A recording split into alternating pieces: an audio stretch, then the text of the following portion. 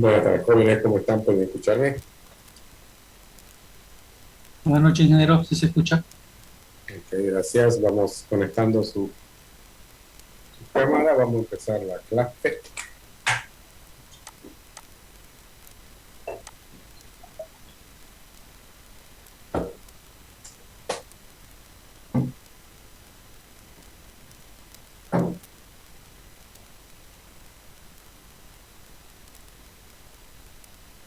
Bien, eh,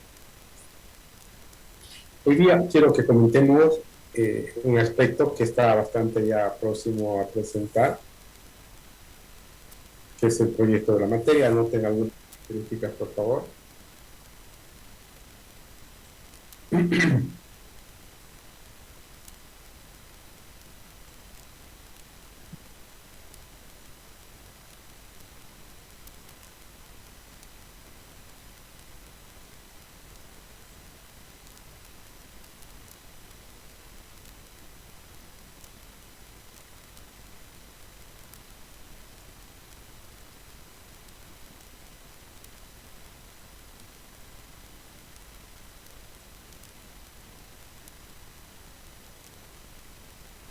A ver, veamos. El segundo parcial está para el jueves, ¿no? ¿Hoy dónde está? ¿A qué fecha están? ¿Dónde busquemos? Acá. El número 5.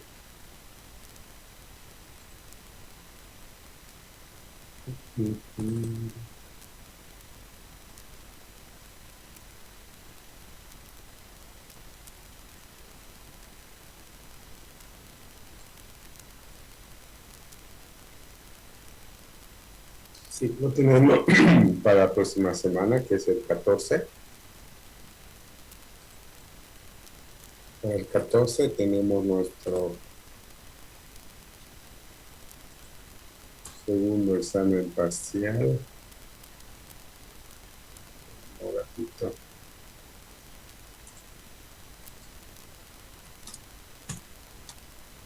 14 de diciembre.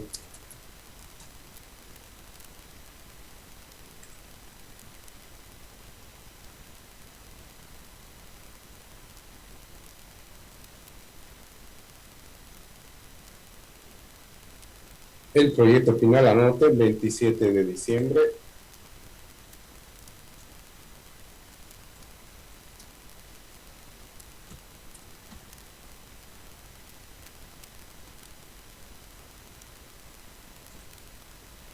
Ok, entonces, a ver, según nuestro cronograma, el 14 de diciembre tenemos la presentación del segundo examen parcial y el 27 estuviéramos haciendo la presentación del proyecto final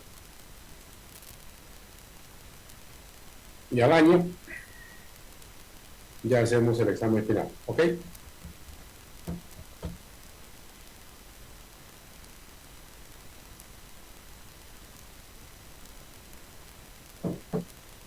Bien, sobre el proyecto ya habíamos definido con ustedes que debe tener un conjunto de 12 puntos, creo que son, ¿cierto? Que hemos definido para el proyecto de la materia. Ingeniero, va a disculpar, buenas noches.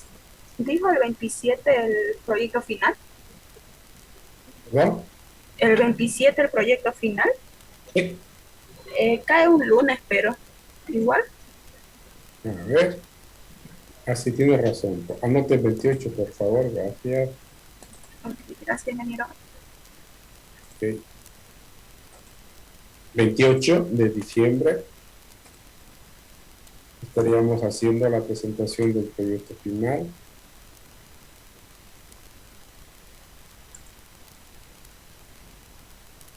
A ver.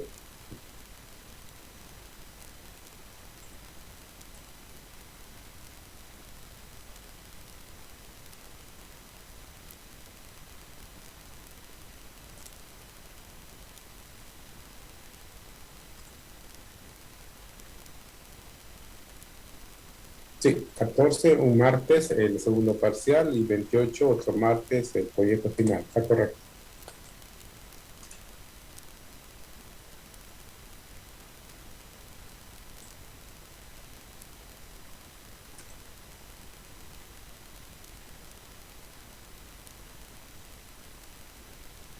Ahora, relacionado justamente al proyecto de la materia,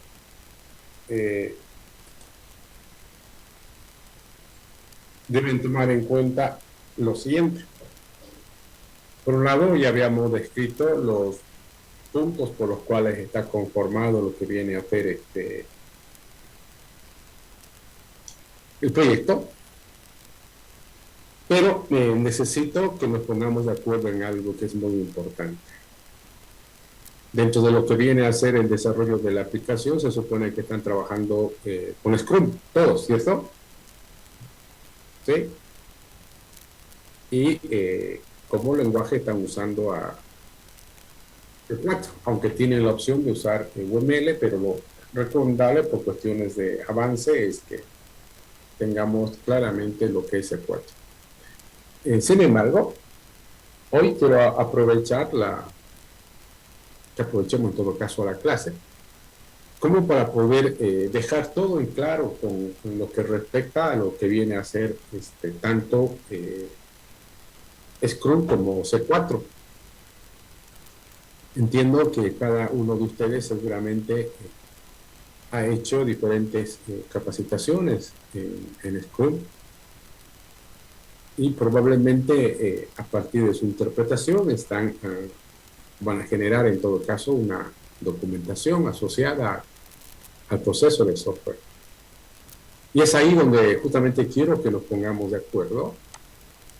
Y hoy lo que quiero hacer es presentarles un conjunto de sugerencias a nivel de plantillas acerca de cómo registrar un proceso de software dentro de un marco de trabajo como este caso, como Scrum, ¿se entiende? Particularmente en otras materias como Ingeniería de Software 1, en los parciales, he estado viendo que cada alumno lo hace de una manera a veces muy a la ligera, es decir, parecería que están colocando cosas porque alguien les dijo que coloquen, pero no tienen el convencimiento de hacerlo. Y eso no es correcto, pues, ¿no? Más aún ustedes que están prácticamente terminando su formación, no deberían que tener duda, por lo menos a nivel de desarrollo de software en términos de proceso y modelo, de 4 cosas. Por un lado, el proceso unificado, por otro lado, lo que es Scrum, luego UML y también C4. Mínimamente esos elementos deberían manejarlos sin mayor problema. Y la idea es justamente que cuando ustedes presenten el proyecto de la materia, en él podamos justamente ver reflejado la manera de cómo lo están aplicando, en este caso Scrum, por ejemplo. He estado mirando, como les decía, algunas ideas que tienen algunos jóvenes que no siempre tienden a tener una interpretación correcta. Hay gente que, por ejemplo, piensa que desarrollar software con Scrum significa solo escribir código, que no tienen que hacer análisis, tampoco diseñar, ni mucho menos, o que no tienen que hacer ningún modelo. Entonces, por ahí estamos pues mal. Lo que cambia el Scrum frente a otra forma de desarrollo seguramente es que hay una mayor concentración en obtener un producto, un resultado, un valor, antes que tener un compromiso duro, digamos, con un proceso o con una documentación o con una planificación rígida. Eso sí es cierto. Pero también es cierto lo siguiente, y esto tienen que tenerlo muy en cuenta.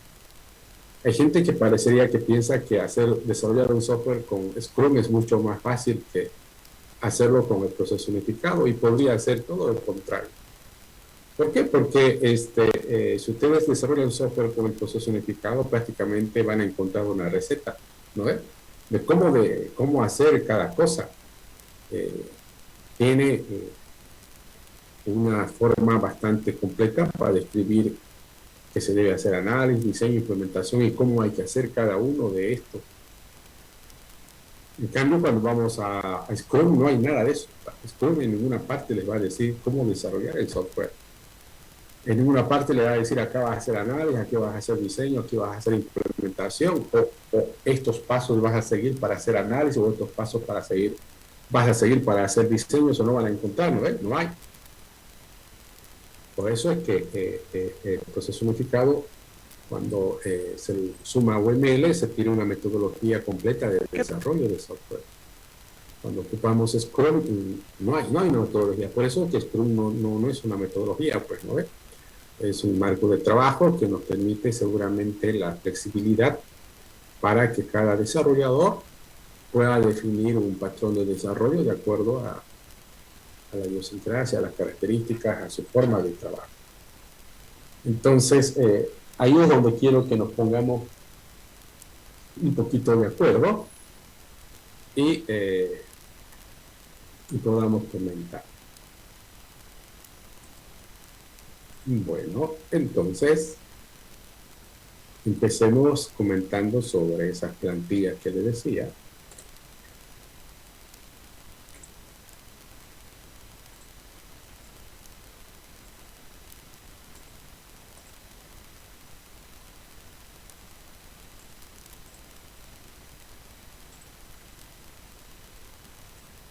Bueno, por ejemplo, acá tenemos un conjunto de tareas iniciales que se podrían hacer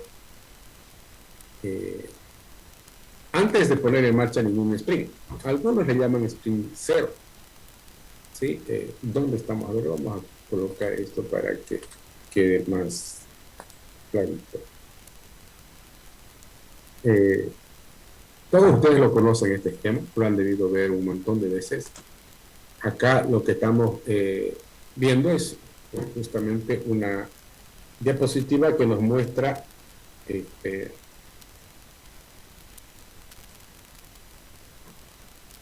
una representación de un marco de trabajo basado en Scrum. Pero si yo les preguntara ¿cuál es el ciclo de vida del software basado en Scrum? ¿Qué podrían comentarnos? ¿Será que es este que estamos viendo? ¿Ese será su ciclo de vida? Porque si nos vamos, por ejemplo, al proceso unificado como comparación, fíjense, el proceso unificado plantea este esquema, pero este no es su ciclo de vida, ¿no ve? Este no es el ciclo de vida del proceso unificado. Si hablamos de su ciclo de vida, podría ser este es su ciclo de vida. Es decir, el ciclo de vida basado en el proceso unificado es un conjunto de ciclos, donde cada ciclo genera un incremento del software. Ahora, en cada uno de estos ciclos, en el proceso unificado, existe esto, ¿no? Este es un ciclo: inicio, elaboración, conclusión, transición, más los 5 programas de trabajo. Ingeniero, disculpe, creo que se lo está presentando la tabla celeste. ¿Sí? Sí, solo vemos su tabla celeste nomás. De su Word, no, perdón, su Power, su PDF. Ya, le puse compartir todo. Ahora Ahora sí. Sí. Muchas gracias. se ve Scrum, Sí, sí, sí. se ve la tablita, se ve, ¿no? Ya, ok, está bien. Entonces volvamos. Les decía, este es un esquema que ustedes lo conocen bastante sobre lo que es Scrum, ¿no? Pero si nos vamos a esto, este podría ser un gráfico muy parecido, digo, muy característico del proceso unificado. Pero el proceso unificado, su ciclo de vida es este de acá, ¿no? Es un conjunto de ciclos, ¿sí? El ciclo 1, el ciclo 2, el ciclo 3. Y en cada uno de estos ciclos ocurre esto, ¿no? ¿Sí? Está inicio, la versión, pero esto se repite aquí, aquí, aquí, aquí, y cada ciclo termina con una versión operativa que es un incremento a la anterior. Si nos vamos a Scrum y nos preguntamos cuál será su ciclo de vida, vamos a encontrar algo probablemente muy parecido, que es este de acá. Si nos preguntan cuál es el ciclo de vida del software basado en un marco de trabajo como Scrum, es este. Es decir, el ciclo de vida de Scrum es un conjunto de sprints. Ahora, en cada sprint hay todo esto. Todo esto se repite aquí, aquí, aquí y aquí. Y cada sprint también genera con una versión operativa. En síntesis, fíjense, el modelo de Scrum es prácticamente el mismo que el del proceso unificado. ¿Por qué? Porque ambos formas de trabajo de desarrollo son procesos iterativos e incrementales. Lo que varía es seguramente lo que ocurre dentro de cada sprint. Bien, ahora, ¿qué va a ocurrir? Normalmente, en teoría, lo primero que tendríamos que tener es el Product Backlog, ¿no ve? Ahora, ¿de dónde aparece el Product Backlog? Seguramente no va a aparecer, pues, por arte de magia. Tiene que existir algún trabajo que permita generar esto de acá. Y ese trabajo lo hace normalmente el Product Owner, que él más o menos actúa como una especie de ingeniero de requisitos. Es decir, tiene que haber aquí, digamos, una etapa de tipo ingeniería de requisitos, la cual le va a permitir generar el Product Backlog. La diferencia es que no se lo llama quizás requisito como tal, ni tampoco es un trabajo tan detallado como se hace en una típica ingeniería de requisitos, simplemente es una recopilación de algunos requisitos o necesidades de software. El hecho es que el Product Owner es el que se va a encargar de hacer eso. Y este Product Backlog podría obtenerse de una etapa previa a los distintos sprints. Y esa etapa previa podría ser esta.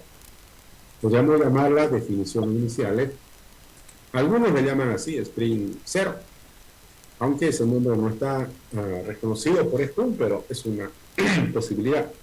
No es obligatoria tampoco, digamos, hacerlo ese sprint 0, pero está ahí. Ahora, ¿qué hago en esa actividad? ¿Qué hago durante ese sprint 0? Durante ese sprint 0 nosotros podríamos hacer estas 10 actividades que están acá. Inicialmente, seguramente, tiene que haber alguna actividad que nos permita comprender los requisitos iniciales. Es decir, los que van a ir acá. Sabemos nosotros que el Product Backlog es totalmente dinámico. Ese nunca está completo, siempre permanentemente va a poder ser actualizado. Pero esta actividad nos permite generar ya los requisitos iniciales, que nosotros más que plantearlo como requisitos, lo planteamos como necesidades o como historias de usuario. A partir de esto, fíjense, yo ya podría esbozar 3 modelos. Y estos 3 modelos prácticamente se convierten en lo mínimo que puedo hacer cuando desarrollo software. Inicialmente un modelo de contexto, donde yo pueda darle un alcance, pueda mirar, digamos, cuál es el contexto de alcance del sistema que vamos a desarrollar. En segundo lugar, obviamente, ver la parte organizativa, cómo está organizado el software de un punto de vista de arquitectura, dado que el software tiene un montón de elementos de artefactos que necesitan tener alguna manera de estar representados. Y por otro, obviamente también necesito tener ya mi idea inicial de mi base de datos. Ustedes saben que la base de datos es un elemento central, particularmente cuando se habla de software de gestión. Entonces yo ya podría plantear estos 3 modelos de entrada, pero estos son modelos, llamémoslo iniciales, que en el transcurrir de cada uno de los sprints, estos modelos se van a tener que ir ajustando de acuerdo a las diferentes historias de usuario que se vayan implementando.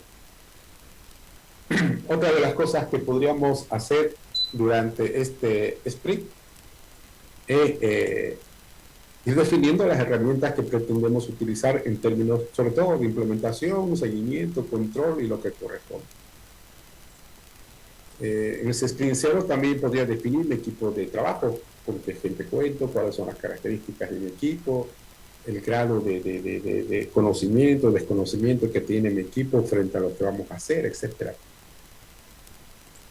También sería bueno definir la duración de cada sprint. Nosotros sabemos que por teoría cada sprint debe durar entre 2 a 4 semanas, ¿no es? Esa es la recomendación. Y se supone que cada sprint debería durar el mismo tiempo. Si yo digo que hace 3 semanas, todos los sprints deberían durar 3 semanas, lo cual nos va a permitir tener un mejor control en cuanto a estadísticas.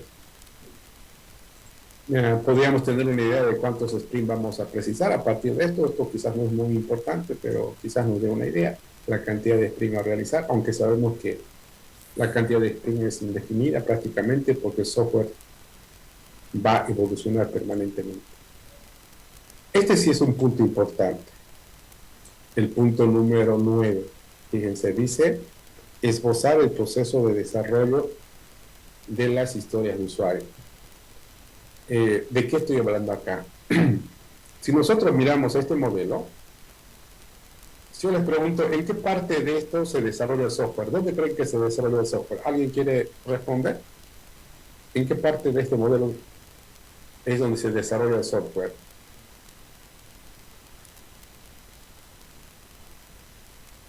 ¿Nadie?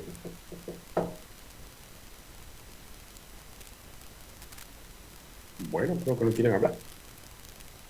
Y eso quedan ocupados. Entonces, seguramente el software se desarrolla acá, pues, ¿no? Ahí tenemos que desarrollar el software. Pero apenas está eso. O sea, no dice nada más. ¿No ves? No dice nada de acerca de cómo van, ni qué van a hacer para desarrollar, ni menos cómo lo van a hacer para desarrollar. No lo dice. ¿Por qué? Porque no es una metodología, pues. Entonces, cada equipo, cada desarrollador, o cada equipo de desarrollo tendrá que definir la manera de qué va a hacer acá y cómo lo va a hacer acá. Entonces, más o menos esa es la idea de este punto. Proponer una idea inicial que podría tomarse para el resto de los sprints. De repente, cada sprint puede personalizarlo de acuerdo a las características de las historias de usuarios que vaya a implementar. Pero algo claro va a ocurrir y ustedes lo saben. Nadie, absolutamente nadie, puede desarrollar software si no aparecen 4 actividades.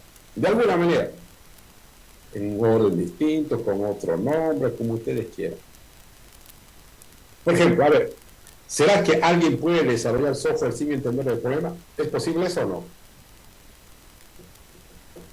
¿Es posible o no es posible? ¿Qué dicen?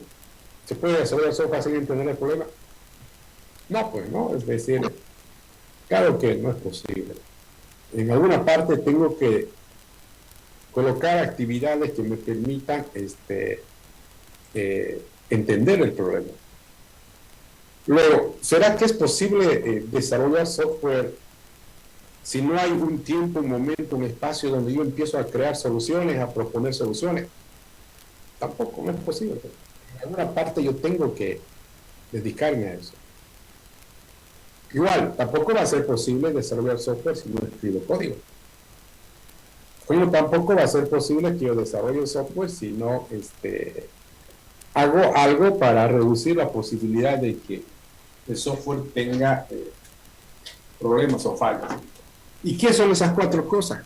Su nombre tradicional es: el primero es análisis, el segundo es diseño, el otro es implementación y el otro es pruebas. Es decir, de alguna manera tendrá que aparecer acá estas actividades. Por lo tanto, cuando hablamos aquí, es que cada equipo va a definir cómo va a desarrollar sus historias de usuario. Por último, obviamente ya generamos el Product Backlog, que para nosotros vendría a ser este de acá.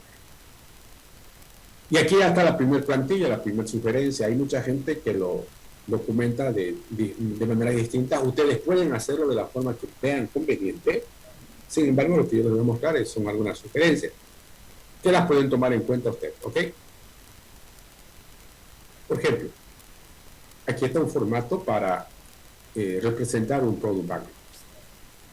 ¿Qué voy a colocar? Acá arriba voy a colocar el nombre del proyecto. Acá voy a colocar el nombre de Product Owner, porque se supone que él es el responsable del Product Backlog.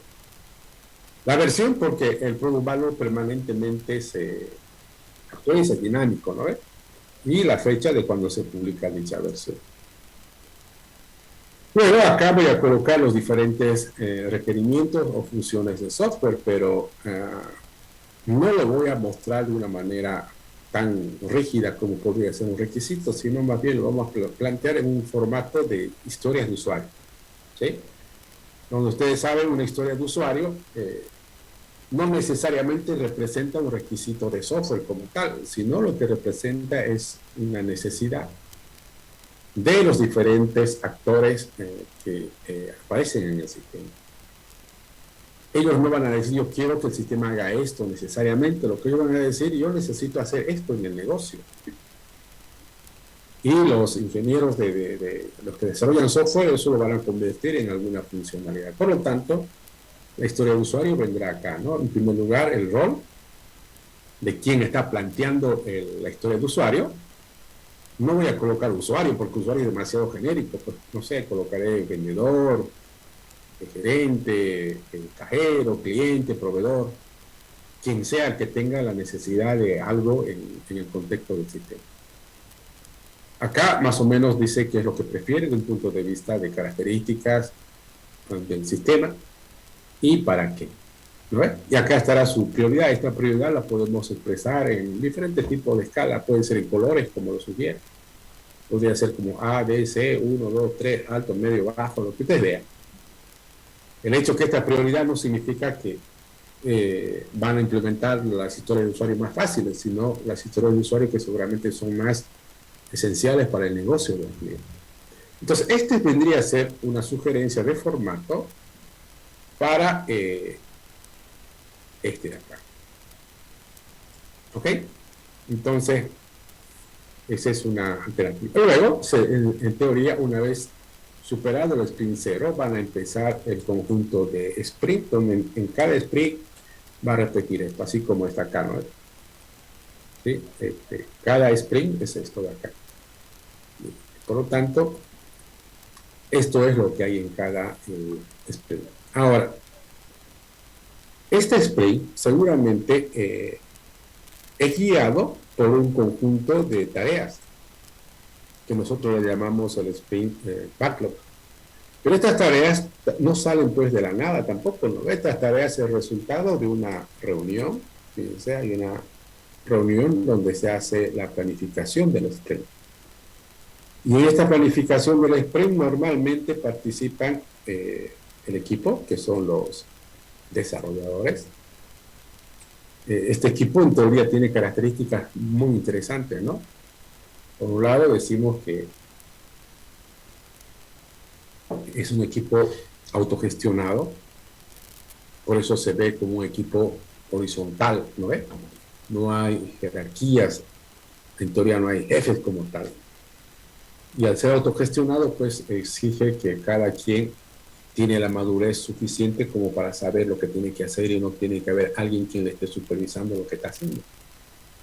Por otro lado, este equipo también se entiende que es multidisciplinario, eso significa que los que conforman el equipo pueden trabajar con cualquier responsabilidad que ocurra durante el desarrollo del software. El product owner, ya hemos dicho, normalmente es el representante o el que vela el interés del cliente, en teoría, que se asegura que el producto que se esté construyendo responda a las necesidades del cliente. Es un ingeniero de software o un equivalente a un ingeniero de requisitos. Y también lo tenemos a este señor que es el Scrum Master, que viene a ser una especie de líder, pero más que un líder de un punto de vista de toma de decisiones, es un facilitador, ¿no es cierto? Alguien que entre otras cosas conoce muy bien Scrum y da las condiciones como para que Scrum se pueda aplicar de manera correcta. Durante esta planificación se deben generar estas tareas. Ahora, esta planificación normalmente podría empezar donde el Product Owner empieza a comunicar al equipo de desarrollo, describiendo cada una de las historias de usuario descritas en el backlog. Y seguramente es el equipo que va a decidir cuáles de esas historias de usuario las va a desarrollar en cada sprint. Por eso es que aquí tenemos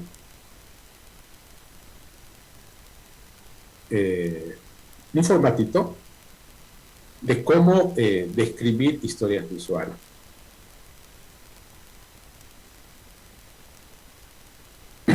Les decía que aquí, en esta parte, el Product Owner, entre las primeras cosas que hace es comunicar o conversar con el equipo sobre cada una de estas historias de usuario. Y para eso una manera muy interesante de hacerlo es usar historias de usuario como tal, que son unas tarjetitas, donde colocamos en cada tarjeta cosas como esta, ¿no? Una historia de usuario se lo representa así. Pero acá tenemos algunas características. Acá hay un ejemplo de una historia de usuario. Aquí tenemos algunas características que hay que tomar en cuenta para plantear una historia de usuario.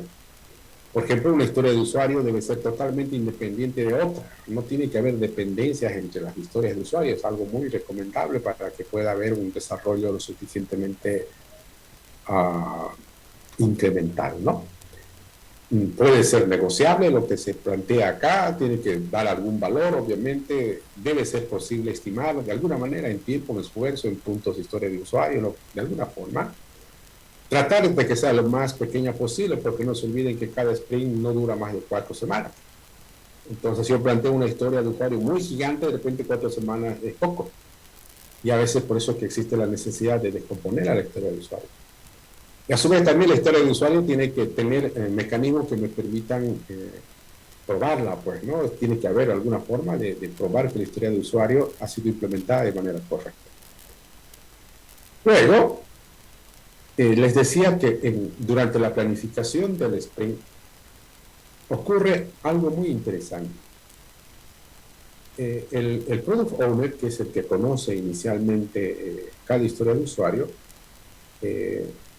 las conversa con el equipo de desarrollo, es decir, las presenta las historias de usuario al equipo de desarrollo. Y para presentarlas, él utiliza lo que se denomina las 3C. En primer lugar, elabora una tarjeta por cada historia de usuario. Un ejemplo es este. ¿Sí? Yo coloco acá la descripción de la historia de usuario, un título, la prioridad, la estimación de puntos de historia de usuario. Esto lo vimos el semestre pasado, no sé si se acuerdan, en Ingeniería de Software 1 habíamos visto el Planning Pocket, que permite hacer la estimación de historias de usuario. Aquí vamos a colocar los criterios de aceptación que voy a utilizar como mecanismo para testear o validar una historia de usuario. Y aquí cada desarrollador va a colocar su nombre, que es la persona que se va a hacer cargo, ¿no? Aquí tenemos ya un pequeño ejemplo. Entonces, lo primero es esto. Es deseable que cada historia de usuario tenga su correspondiente tarjeta. Lo segundo es esto de acá.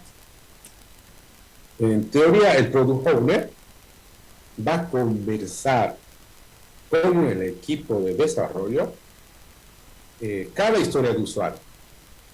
Entonces, en el fondo, lo que está pasando ahí, lo que está pasando en esta conversación, para nosotros es como que si fuera un análisis, ¿no? Es decir, acá se está analizando o se está conversando sobre lo que consiste la historia del usuario y cosas por el estilo. El equipo puede hacer algunas observaciones, por eso dice que es negociable. Inclusive se pueden construir prototipos para asegurarse que se entendió lo que se quiere hacer. Entonces, esto sí o sí ocurre durante la planificación del sprint. Y por último, tenemos la última C, donde el equipo de desarrollo debe confirmar que se entendió cada una de las historias de usuario.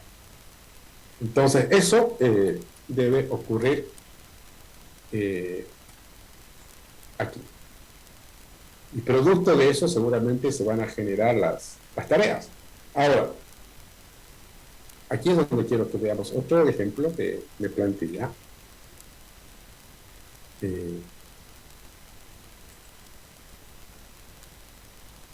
Ya, antes, esto me lo planteé. Siento una sugerencia de que, qué acciones podemos hacer durante una planificación de un sprint. Es decir, aquí lo que estoy viendo, mostrando en todo caso, es las acciones que podríamos hacer acá. ¿Qué debemos o qué podríamos hacer durante esta reunión de la planificación del sprint? Primero, lo más importante.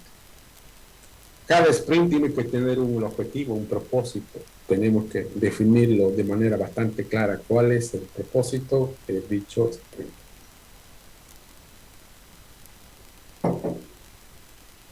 Luego, como decíamos hace rato, el Product Owner explica cada una de las historias de usuario al equipo de desarrollo. Ahí es donde puede usar las 3C, esas 3C que ya habíamos dicho, la tarjeta, la conversación y la confirmación. Y esta actividad de acá prácticamente se convierte en un análisis. Es decir, es como que estuviéramos analizando lo que vamos a hacer, ¿no ves? Y inclusive yo podría apoyarme con un conjunto de prototipos si fuera necesario. Luego, el equipo, fíjense, no es el product owner, ¿no? Es el equipo el quien estima los puntos de historia para cada historia de usuario. Ahí es donde pueden usar el Planning Pocket y lo van a hacer seguramente basado en su criterio de ellos, pues, ¿no? Y en base a estas estimaciones, fíjense, en base a estas estimaciones y a la duración del sprint que se va a desarrollar, entonces el equipo va a seleccionar cuáles historias de usuario va a trabajar. Es decir, de aquí va a tomar algunas historias de usuario que él piensa o que ellos piensan que van a desarrollarla en el presente sprint. En el punto 5 definimos cómo vamos a trabajar en el proceso de desarrollo, es decir, esto de acá. En el sprint 0 ya hemos propuesto una idea, de repente acá en este sprint la confirman o simplemente la ajustan. Pero hay que definir cómo se va a desarrollar el software en ese sprint. Luego, cada integrante del equipo va a seleccionar la tarea. Como habíamos visto hace rato en las historias de usuario, los desarrolladores deciden qué historia de usuario van a trabajar cada uno, ¿no? Por último, generamos el Sprint Backlog, que vendría a ser este de acá. ¿Y qué es lo que tiene este Sprint Backlog? Este Sprint Backlog lo que va a tener es un conjunto de tareas, las cuales se deben realizar durante este tiempo de 2 a 4 semanas. Se entiende que durante este tiempo estas actividades que están acá se van a llevar a cabo, pero también se debería llevar a cabo de manera diaria las clásicas reuniones, ¿no ves? Las reuniones donde en teoría son cortas, de unos 10 a 15 minutos, donde cada integrante del equipo puede presentar una información, digamos, respecto al día anterior, ya sea informando el estado de su avance o de repente reportando algunos problemas que pudo haber encontrado. La idea es que esta reunión sirva justamente para coordinar lo que se va a hacer en el día y agilizar. Y esto también se puede aprovechar para controlar el progreso usando unas herramientas como el Kanban. Por lo tanto, eso es lo que debería ocurrir en una planificación del sprint. Ahora, vamos a ver un formato también para una plantilla sugerida para plantear esto. No se olviden que esto se va a repetir por cada sprint. Por cada sprint esto se va a repetir porque en cada sprint se va desarrollando nuevas funcionalidades o correcciones en el sistema. Y este podría ser un formato. Fíjense, en este formato para este Sprint Backlog podría ser así. Acá vamos a colocar el número de sprints, si es el sprint 1, 2, 3 que corresponda. El tiempo que está programado, asignado a dicho sprint será 2 o 3 o 4 semanas. El objetivo que se ha descrito para ese sprint, la fecha de cuando empieza ese sprint realmente y la fecha de cuando finaliza. Aquí vamos a colocar seguramente el conjunto de tareas que pretendemos hacer durante ese sprint. La mayoría de las tareas seguramente va a ser algo parecido a esto de acá. Desarrollar la historia de usuario X. Pero también podrían haber tareas como esta, pues, ¿no? Instalar y configurar, no sé, algo que empiezo a hacer. De repente esto va a pasar una vez nada más. O de repente una presentación, una reunión, lo que vea, yo voy a colocar acá. Ahora, este desarrollar podría ser así tan grande como podría también desglosarlo en un conjunto de actividades si fuera necesario. Por ejemplo, a ver, si digo gestión de clientes, gestión de vendedores, gestión de proveedores, donde todo lo que hago es el clásico CRUD o ABM, con que ponga a desarrollar es suficiente, no hay para qué. Pero de repente una gestión de importación de productos es muy grande colocarlo en una sola historia de usuario. Probablemente esa podría separarla en varias. Pero cuando yo digo desarrollar, yo tengo que definir en qué consiste ese desarrollar, y aquí hay una idea. Para mí, desarrollar es decir, lo que voy a hacer aquí, lo que voy a hacer acá es esto.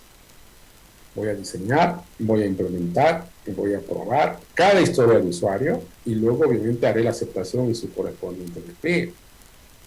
¿A qué voy a llamar diseñar la historia de usuario? En primer lugar, obviamente cada historia de usuario tiene que tener definidas sus reglas de negocio, pues de alguna manera. Tiene que definir la interfaz de la historia de usuario que vamos a implementar. Y eso nos va a obligar a ajustar la arquitectura, el modelo de la arquitectura del software. También ajustar el modelo de la arquitectura de los datos o la base de datos. ¿Qué es eso? Un modelo. Pues esto y eso ocurre durante una actividad de diseño. También voy a tener que implementar dentro de aquí, voy a implementar, fíjense, puede ser algo así, ¿eh? Planificación, diseño, prueba, construcción, aceptación. Esto es normal. O alguien lo puede plantear así: planificación, diseño, desarrollo, prueba. Hay diferentes maneras y cada quien lo puede hacer de acuerdo a su criterio. Ahora digo acá la implementación. No sé, voy a implementar la base de datos. Eso me va a permitir generar un script.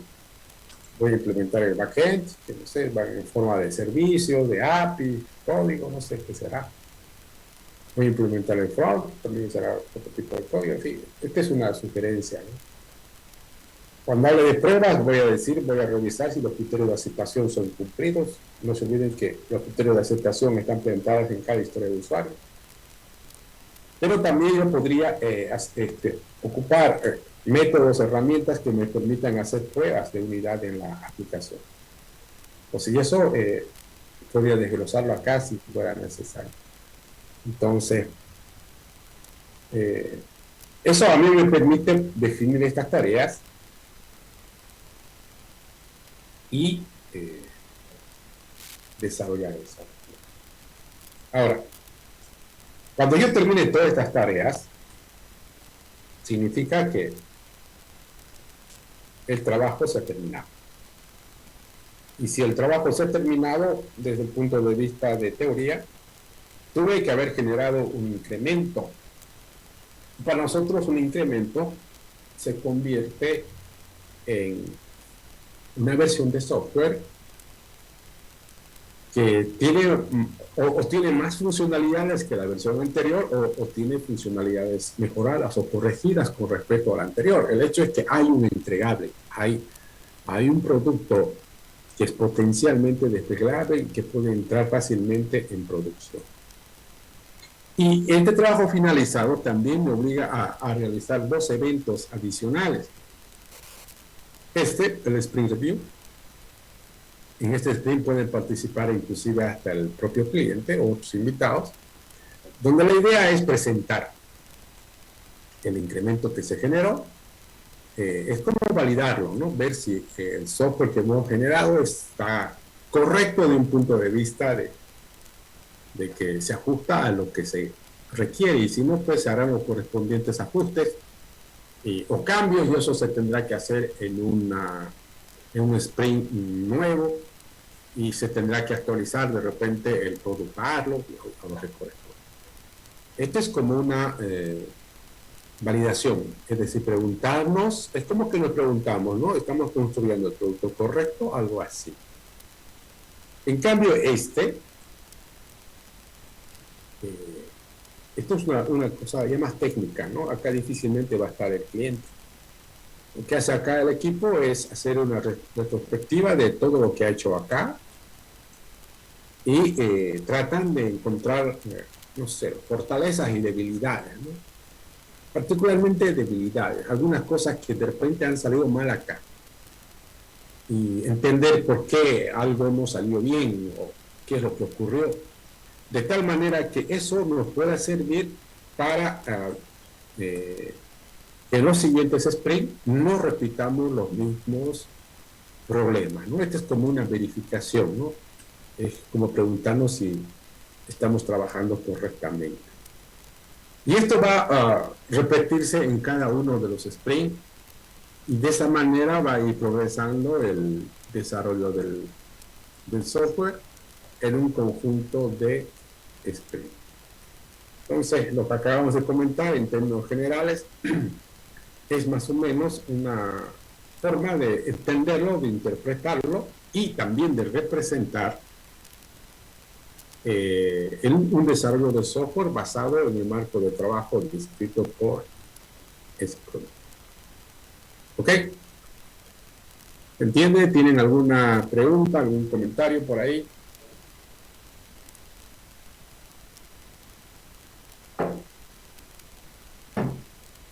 Entonces, por favor, aquí no lo pueden esperar cuando presenten su proyecto.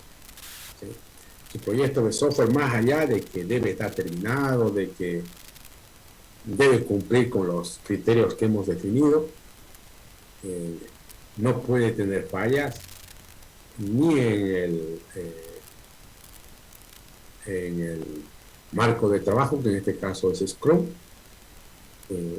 menos en las herramientas de implementación, como tampoco en los modelos de desarrollo.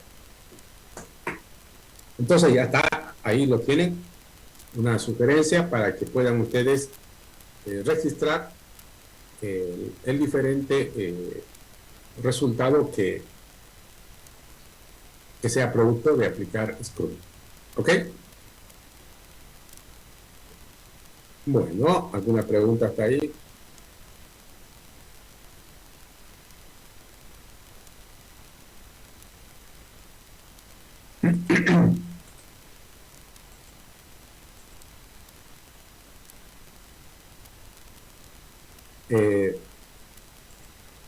Por si acaso, estas revisiones de Scrum, etcétera, lo estoy haciendo prácticamente con todas las materias que estoy a cargo, porque les cuento que en taller de grado ha habido bastantes problemitas en la presentación de algunos temas relacionados a la aplicación de Scrum, y también en Ingeniería de Software 1, en el semestre pasado con ustedes he visto que cada quien tenía ideas muy diferentes de aplicar esto. Entonces, la idea es tratar de tener un espacio como este para poder conversar o aclarar algunas dudas que de repente alguien tenga por ahí con respecto, en este caso, a Scrum.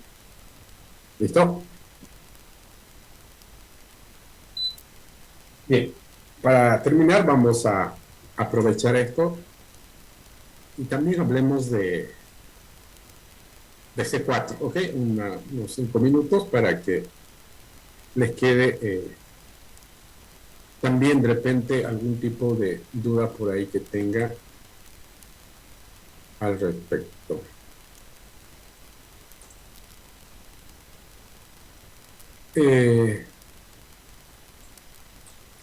Hablar de C4 es hablar de una alternativa a UML, ¿no? Yo podría ocupar Scrum con UML, claro que sí, sin ningún problema. Pero a veces la gente dice, bueno, si ocupo Scrum con UML, ¿qué diagramas de UML debo hacer? Y entonces ahí ya empieza el problema, porque la gente, hay quienes creen que tienen que hacer todos los modelos o todos los diagramas de UML y sabemos que eso no es así. Al proceso unificado, en términos de que el proceso unificado es muy pesado, muy largo, muy tedioso, que se centra en la documentación y no sé qué más, y presenta algo mucho más liviano como Scrum y deja abierta la posibilidad para que cada desarrollador defina su propio patrón de desarrollo. C4 es algo parecido, pero esta vez ya como respuesta a las problemáticas de gente que encontró algún tipo de objeciones a UML. Hay gente, por ejemplo, que dice que desarrollar software con UML significa hay que aprender mucha sintaxis, es muy complejo, cuesta mucho aprender. Si uno se equivoca en una cosa, ya dice otra, y parece que sí, pero ustedes saben, por ejemplo, en UML una fecha con punta abierta y la misma fecha con punta cerrada significa dos cosas distintas, ¿no? Pero a pesar de eso, particularmente yo soy un seguidor de UML, me gusta bastante. Pero aquí está C4, es una propuesta. Pero fíjense el detalle de C4. C4 no modela todo el software como tal, es decir, se centra en algo muy particular. C4 se centra en este de acá, en la arquitectura. Entendemos nosotros que en el ámbito del desarrollo del software, la arquitectura se convierte en el elemento central cuando se habla de software de nuestras épocas, de nuestro tiempo, donde los sistemas cada vez tienen por lo menos dos características muy particulares. La primera, que son cada vez más grandes. Y la segunda, que tienen que estar integrados con otros sistemas. Y eso nos obliga a que cuando desarrollemos software tengamos que ocupar diferentes tipos de entorno, qué sé yo, web, móvil, lenguajes de programación. Hace años atrás uno podía hacer una aplicación con un solo lenguaje de programación y funcionaba. Hoy para hacer una aplicación bien hecha tenemos que ocupar varios lenguajes de programación, ¿no? Porque así son las cosas. Entonces, de ahí es que la arquitectura cobra una importancia grande. Nosotros sabemos que la arquitectura va a determinar de manera directa el tiempo de vida útil de un software. Porque la vida útil del software va a estar en función al hecho de que cuán fácil es adaptarse, ajustarse a los cambios que van a ocurrir a lo largo de la vida del software. Si algo va a pasar en el software es que va a haber la necesidad de cambiar. Y en la medida en que hacer estos cambios sea más simple o más complicado, va a estar determinada también el tiempo de vida del software. Cuando la arquitectura del software está muy bien planteada, la probabilidad de que el software viva más tiempo seguramente es un hecho. En cambio, hay software donde cuando hay que hacer un cambio, hacer ese cambio de repente cuesta demasiado esfuerzo, demasiado tiempo, o es una forma, una vía para introducir más problemas en el software cada vez que se hace un cambio. Por lo tanto, parecería que es mucho más barato reemplazar el software con otro nuevo que estar bregando con uno que tiene muchos problemas. Por lo tanto, C4 se centra interesa en todo caso la arquitectura del software, se centra en ello, y lo modela a partir de 4 niveles: el contexto, los contenedores, los componentes y el código, ¿no? O clases. Como ven, cada uno empieza con la letra C, por eso lo denominamos C4. Aquí vemos un esquema en el cual se representa los niveles de abstracción que utiliza C4 para modelar la arquitectura del software. Un modelo muy alto de abstracción, el más alto, normalmente se lo llama el contexto del sistema, ¿no? O sea, todo el sistema estaría acá arriba, contexto.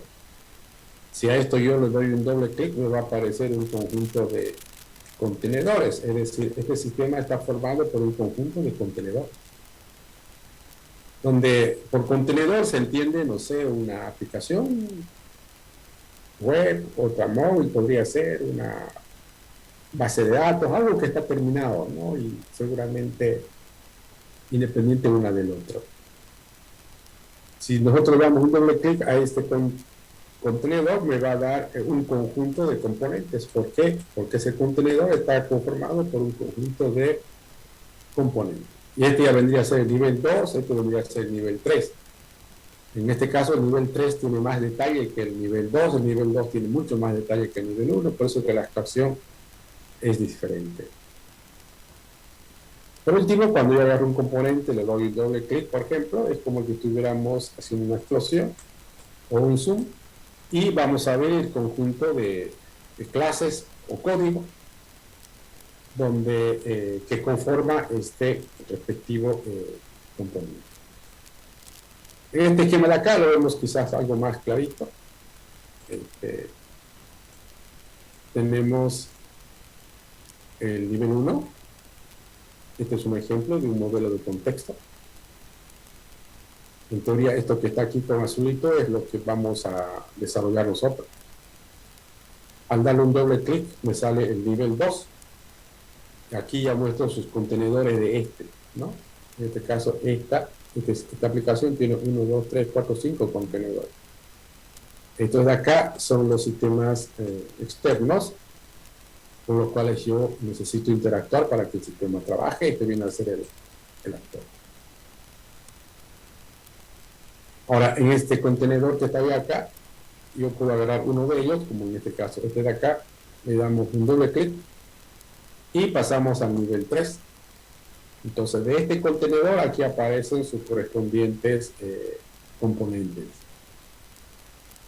Lo mismo, agarro un componente en particular, le doy doble clic, paso al nivel 4, me aparecerá su diagrama de clase. Entonces, y eso es C4, no es más, así de simple, tiene una pequeña notación, que la notación básica sería básicamente esto, y ya está. Pero aquí hay algunas personalizaciones. Por ejemplo, los colores ustedes los pueden poner cualquier color, no es obligatorio que sea ese color. Por ejemplo, este es un contenedor general, este podría ser un contenedor que representa una base de datos, este puede ser un contenedor que representa una aplicación móvil, o este podría ser un contenedor que representa una aplicación que corre en un navegador. Este de acá va a representar a un sistema externo. Es decir, eso es natural. Cuando yo hago un software o hago un sistema, nunca pues hago el sistema completo. Siempre voy a hacer un subsistema del sistema más grande. Y mi sistema mi subsistema que estoy desarrollando va a interactuar con otros subsistemas. Entonces, con eso es que voy a interactuar y yo lo puedo representar así con este colorcito medio plomo, ¿no? Aquí están los respectivos actores, que normalmente son personas, que van a interactuar con el sistema, y aquí están las relaciones. Aquí miramos un ejemplito. Este ejemplo lo pueden encontrar en la página de c4model.com. Ahí está. Bien, es el mismo. Veamos este ejemplito, es bastante simple. En teoría vamos a desarrollar esto de acá. ¿Y qué es esto? Lo que voy a desarrollar es una aplicación de software que va a trabajar a través de Internet. Y lo que va a permitir es que los usuarios o los actores, que en teoría son clientes del banco, van a poder ver la información sobre sus movimientos o sus cuentas. Y también van a poder hacer pagos. Entonces, eso es lo que va a hacer esta aplicación. Ahora, esta aplicación va a tener que interactuar con el sistema principal del banco. aquí va a estar realmente el sistema principal del banco, el core, como se lo denomina. Y mi sistema va a interactuar con ellos, pues, ¿no? Le va a solicitar las cuentas, los montos, los saldos, le va a pedir que lo actualice y cosas por el estilo. Y como sabemos que una forma de comunicarse un sistema con el cliente es a través de emails, entonces aquí lo que estamos viendo es que nuestro sistema va a interactuar con el sistema de emails que ya tiene la empresa. Y acá tenemos el actor, ¿no? ¿Quién es? Acá está bien clarito. Como ven, fíjense, hay un nombre, se puede colocar una especie de personalización o rol y una pequeña descripción.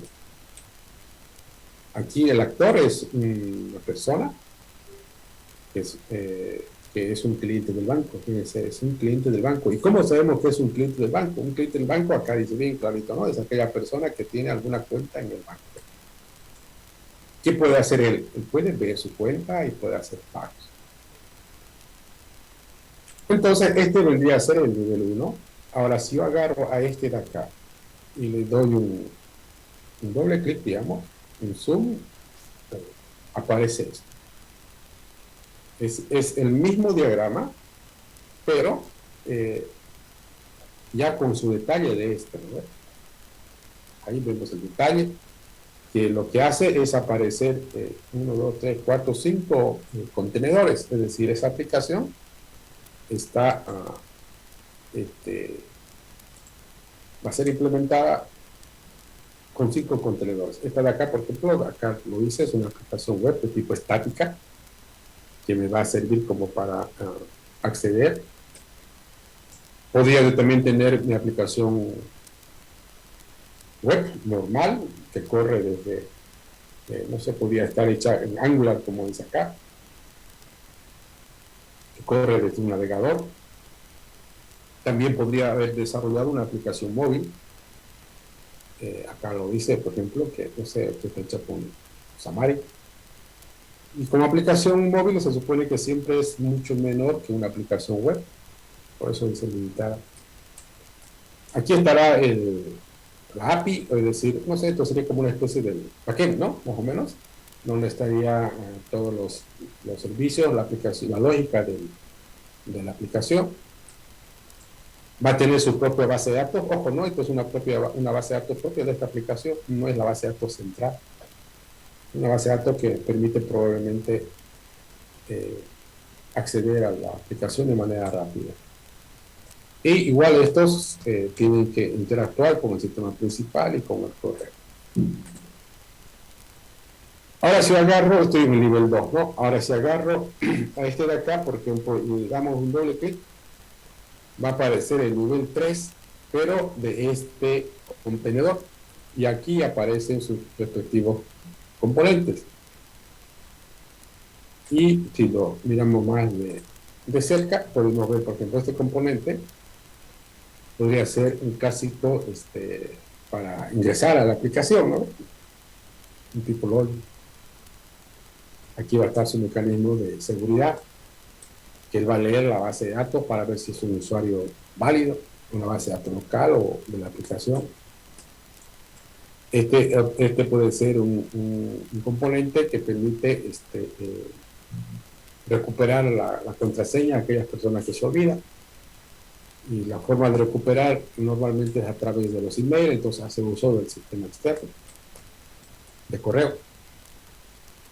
Y aquí estará realmente la política central de negocio que hace la transacción que queremos, ¿no? A través del sistema principal. Si yo le doy un doble clic a este de acá, me podría salir el nivel 4, que ya vendría a ser este de acá, ¿no? Es decir, las distintas clases, donde cada una de estas clases es código, ¿no? Es código.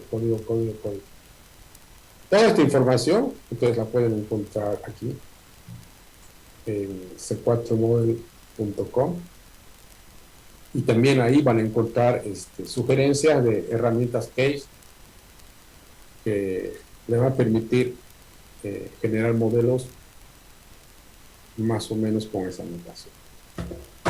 ¿Listo? Bien, jóvenes, espero que les haya servido la la clase de hoy es un repaso para que tratemos de que cuando presenten su proyecto no tengan ningún tipo de especulaciones al momento de hacer su requisito que corresponde.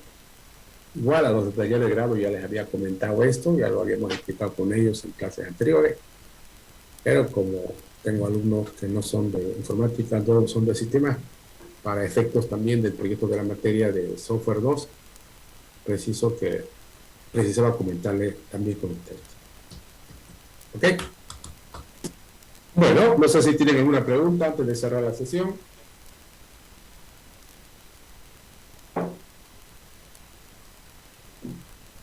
Bueno, jóvenes, nos vemos acá. Nos vemos el día jueves. Hasta luego. Hasta luego, ingeniero.